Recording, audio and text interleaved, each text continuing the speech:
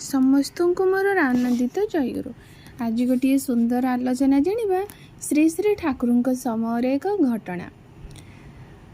थरे जड़े भक्त आसी श्री श्री ठाकुर को कहले, ठाकुर मो घरे बहुत अशांति होउछि, स्त्री पुओ कथा शुणुना, काम धंदा भी ठीक से चलुनी, मु कौन करिबी। श्री श्री ठाकुर हसी हसी पचारिले, तुमे दिन को केते थर इष्ट काम कर बा इष्ट नाम कर।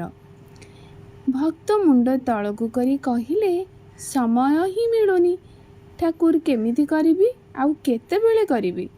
ठाकुर कहले, देख घरे जदि आलुओ न थाए तेबे सब जिनिस असारुया लागे, नाम हेउची तार आलुओ। दिन को नियम करी गोटे घंटा नाम कर आउ इष्टवृत्ति दियो, देखिबो आस्ते आस्ते घरे शांति फेरी आसिबो। भक्त कहले, किंतु मो स्त्री तो मानिबो नहीं। ठाकुर कहले, तुमे प्रथमे ठीक हुओ, तुम भितरे परिवर्तन आसिले से आपे आपे बदली जीव। जणे ठीक हेले 10 जण ठीक हुअंती। 3 मास परे से भक्त फेरी आसी कांदी कांदी ठाकुर को पाद तले पड़गले। ठाकुर आपणक कथा मानी कले, इष्टवृत्ति मध्य देले, एबे घरे शांति, स्त्री भी एबे साथ देउची, काम भी भल चली। ठाकुर कहले, देखिलो नामर केते शक्ति अछि।